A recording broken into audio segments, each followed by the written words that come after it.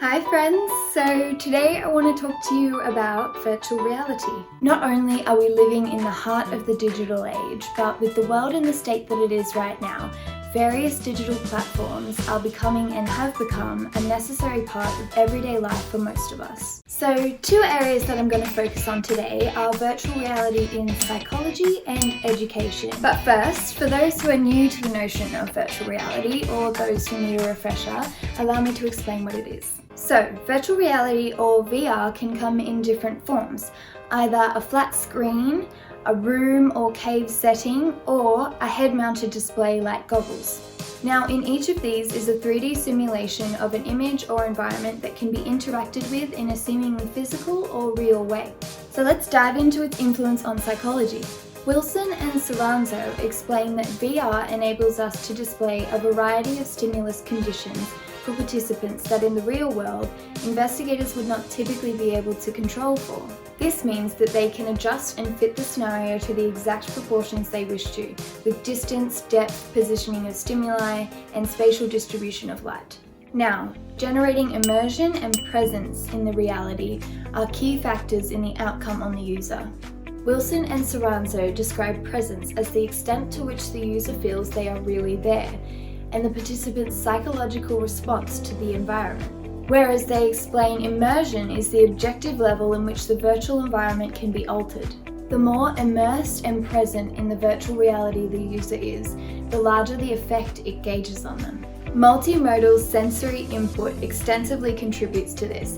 Now, I know that's a mouthful, but it pretty much just means impacting all human senses, including touch, smell, audio, and motion, not just visual. Typically within psychology, VR has aided greatly in anxiety disorders.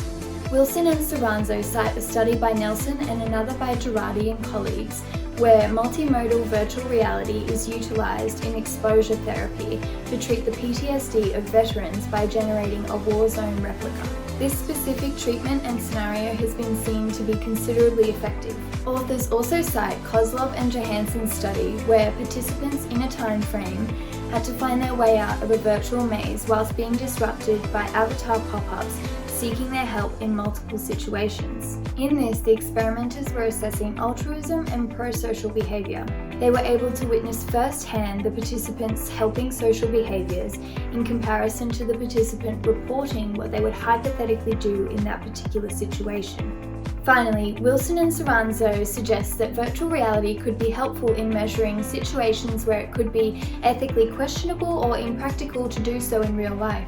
Authors cite Renaud's study, for example, where investigators could identify patterns of gaze behaviour in a virtual environment with avatars to examine the tendencies of convicted child molesters.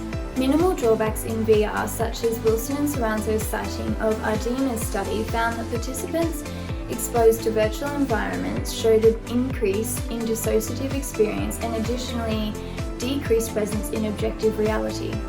Further cited was Ames' study, which found body dissatisfaction among participants of immersive VR. However, virtual reality in psychology has made waves of success and improvements in psychological health and well-being, and with deeper research and further investigations, it will hopefully continue to arouse positive outcomes. Now, let's discuss virtual reality in education.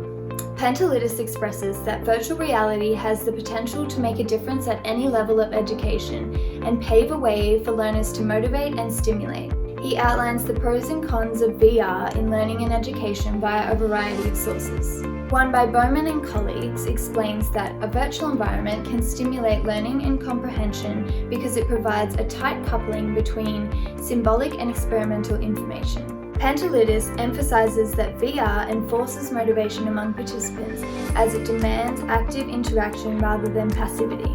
He explains that not only does VR provide an alternate method of learning focusing primarily on visual representations, but it can actually display more accurate processes and features of stimuli and allow a deeper exploration into such. Additionally, it can access and illustrate areas other mediums would not be able to, whilst also providing extreme distance or close-ups. For example, students studying a molecule could go inside it, walk around, and engage with it in first person. Further, This way of learning can allow those with disabilities who would not usually be able to participate in certain experiments to do such and learn by doing. Pantelides notes that it surpasses language barriers and can actually allow the participant to embody the role of a person from a different culture. Though the area still requires further investigation to elicit appropriate use of when and how, and specifically tailoring subjects, it can actually change the way a person feels or approaches the subject. Further, not only in schooling education can VR demonstrate positive impacts, but also in training departments in the workforce.